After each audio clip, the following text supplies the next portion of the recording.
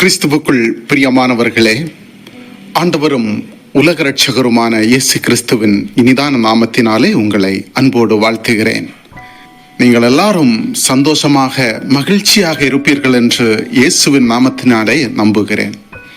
இந்த மாதத்தின் முதல் நாளாகிய என்று ஆண்டவர் உங்களோடு பேசும்படியாக கொடுக்கப்பட்ட வாக்குத்தத்த வசனம் மத்தேயு 5வது அதிகாரம் 5வது வசனம். சாந்த குணமுள்ளவர்கள் பாக்கியவான்கள், அவர்கள் பூமியை சுதந்தரித்துக் கொள்வார்கள். கிறிஸ்துவுக்குள் பிரியமான தேவனுடைய பிள்ளைகளே, சாந்த குணமுள்ளவர்கள் பாக்கியவான்கள், அவர்கள் பூமியை சுதந்தரித்துக் கொள்வார்கள் என்று நாம் வாசிக்கிறோம். சில வேளைகளிலே நம்முடைய குடும்பங்களிலே அநேக பிரச்சனைகளை நாம் சந்திப்பதுண்டு. கணவன் மனைவிக்கிடையே பிரச்சனைகள், பல வாக்குவாதங்கள், இன்னும் பல காரியங்களை நாம் பார்க்கிறோம். ஏன் இந்த பிரச்சனை, ஏன் இந்த வாக்குவாதங்கள்? இரண்டு கைகளையும் தட்டினால் தான் சத்தம் வரும் என்று சொல்லுகிறோம். யாராவது ஒருவர் அமைதியாக பொறுமையாக இருந்தால் அந்த கூட உள்ளவர்கள் கொஞ்ச நேரம் கோபத்தில் சத்தம் போடுவார்கள். அதற்கு பின்னும் அவரும் அமைதியாயிடுவார். இரண்டு பேரும் ஒருவருக்கொருவர் விட்டு கொடுக்காமல் யார் தன்னுடைய நீதியை வெளிப்படுத்த நினைக்கிறார்களோ, யார் தன்னுடைய நியாயத்தை வெளிப்படுத்த நினைக்கிறார்களோ, அங்கே பயங்கரமான சண்டைகளை நாம் பார்க்க முடிகிறது.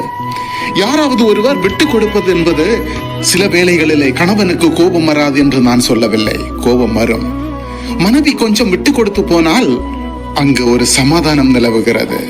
மனைவிக்கும் கோபம் வரும்போது கணவன் கொஞ்சம் விட்டு கொடுத்து போனால் அங்கே சமாதானம் உண்டாகும். அதே போலதான் பிள்ளைகளுக்கு குழப்பங்கள் கோபங்கள் வருகின்ற நேரத்தில் பெற்றோர்கள் கொஞ்சம் விட்டு கொடுத்து போனால் அங்கு ஒரு சமாதானத்தை பார்க்க முடிகிறது.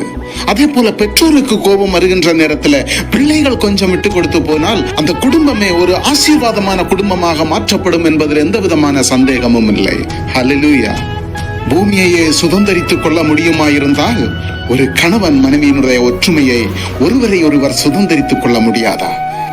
எதனால் இதை சுதந்தரித்துக் கொள்ள முடியும் என்றால், நாம் நீடிய சாந்தமுள்ளவர்களாக காணப்படும் பொழுதுதான் இதை சுதந்தரித்துக் கொள்ள முடியும். நம்முடைய குடும்பத்திலே ஒரு சமாதானத்தை சுதந்தரித்துக் கொள்ள முடியும். என்னாகமம் 18வது அதிகாரம் 3வது வசனத்தை நாம் வாசிக்கிற பொழுது, மோசேயானவன் பூமியில் உள்ள சகல மனுஷர்களும் மிகுந்த சாந்த குணமுள்ளவனாயிருந்தான். அப்படி மிகுந்த சாந்த குணமுள்ளவனாக இருந்ததனால தான் 6 லட்சம் பேரை அவன் அந்த கானான் தேசத்திலே வழி நடத்தி கொண்டு போனதை நாம் பார்க்கிறோம். இந்த வார்த்தையை கேட்டுக்கொண்டிருக்கின்ற பிரியமான தேவனுடைய பிள்ளைகளே, இன்றைக்கு நம்முடைய சொந்த குடும்பத்தை கூட நம்மளால நடத்த முடியாமல் எத்தனையோ குடும்பங்கள் உடைந்து விடுகிறது. காரணம், நம்மளிடத்திலே சாந்த குணம் இல்லை, நம்மளுடைய இருதயத்திலே சாந்த குணம் இல்லை, ஒருவருக்கொருவர் விட்டு கொடுக்கின்ற மனப்பான்மை நம்மளிடத்திலே இல்லை. மோசேனுடைய வாழ்க்கையிலே அவன் நீடிய சாந்தமுள்ளவனாக காணப்பட்டான். ஆகவே தான் அன்றைக்கு இஸ்ரவேல் ஜனங்களை அவன் சுதந்தரித்துக் கொண்டான். கிறிஸ்துவுக்குள் பிரியமானவர்களே, இன்றைக்கு நீங்களும் நானும் நீடிய சாந்தத்தோடு வாழ ஆண்டவரிடத்தில் தாழ்மையோடு கேட்போமா? ஒரு நிமிடம் ஆண்டவரிடத்தில் கண்களை மூடி நாம் தாழ்மையோடு ஒப்புக் கொடுத்து ஜெபிக்கலாமா? அன்பும் கிருபையும் இரக்கமும் நிறைந்த நல்ல தகப்பனே, ஆண்டவரே, இது இந்த நாளின் காலை நேரத்திற்காக உமக்கு கோடா கோடி ஸ்தோத்திரம். ஆண்டவரே, இந்த மாதத்திலும் துவக்க நாளான இன்று நீர் ஒரு அருமையான வாக்குத்தத்த வசனத்தை கொடுத்தீரப்பா, நன்றி ஆண்டவரே. ஆண்டவரே, எங்களுடைய வாழ்க்கையில எத்தனையோ கோபங்கள், மூர்க்கத்தனங்கள், எத்தனையோ விட்டு கொடுக்க முடியாத காரியங்கள் அப்பா, இன்றைக்கு இந்த வார்த்தையை கேட்கின்றவர்களாக ஆண்டவரே நாங்களும் நீடிய சாந்தமுள்ளவர்களாக அமைதியோடு பொறுமையோடு ஜீவிக்க உதவி செய்யும் அப்பா. இன்றைக்கு அநேக குடும்பத்தில் காணப்படுகிற குழப்பங்கள், கணவன் மனைவியிடையே உள்ள பிரச்சனைகள், வாழ்க்கையில குழப்பங்கள், ஆண்டவரை எல்லாவற்றையும் மாற்றி தேசத்தை சுதந்தரிக்கிறதை போல, பூமியை சுதந்தரிக்கிறது போல எங்கள் குடும்பங்களை நாங்கள் சுதந்தரித்துக் கொள்ள உதவி செய்யும் அப்பா. நீடிய சாந்த குணத்தை எங்களுக்கு ஒவ்வொருவருக்கும் தாரும் ஆண்டவரே. எத்தனையோ மக்கள் வியாதியோடு படுக்கையில இருக்கின்றார்கள் அப்பா, ஒரு விஷயம் அவர்களோடு கண்ணோக்கி பாரும் ஆண்டவரே. எந்த விதமான கொடிய நோயானாலும் சரி அவர்களை சுகப்படுத்த உம்மால் முடியும் ஆண்டவரே. உம்மால் கூடாத காரியம் ஒன்றும் இல்லை அப்பா. உம்முடைய சுகமளிக்கின்ற வல்லமையினால அப்போ ஒவ்வொரு பிள்ளைகளையும் தொட்டு சுகப்படுத்துவீராக ஆண்டவரே.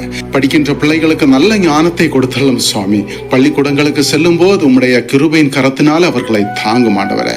இன்றைய தினத்திலே பிறந்த நாட்களை, திருமண நாட்களை சந்திக்கின்ற உம்முடைய பிள்ளைகளுக்காக ஜெபிக்கிறேன் சுவாமி. இம்மட்டும் பாதுகாத்து வழி நடத்தின தேவன் ஆண்டவரே, அவர்கள் புது வருடத்திற்குள்ளாக பிரவேசிக்கின்ற பொழுது புதிய நன்மைகளையும் புதிய ஆசீர்வாதங்கள் அவருடைய வாழ்க்கையிலே கண்டுகொள்ள வேண்டிய கிருபை தாரும். எந்த நோய்களும் வராமல் அவர்களை உம்முடைய சிலுவையின் நிழலிலே மறைத்து பாதுகாத்தலும் அப்பா. அனைவரையும் உம்மிடத்தில் ஒப்பு கொடுத்து ஜெபிக்கிறேன். குறை குற்றம் யாவற்றை மன்னி உம்மிடத்திலே தாழ்த்துகிறேன் அப்பா. இயேசு கிறிஸ்துவின் மூலம் ஜெபிக்கிறேன் ஜீவனுள்ள நல்ல தகப்பனே. ஆமேன், ஆமேன், ஆமேன்.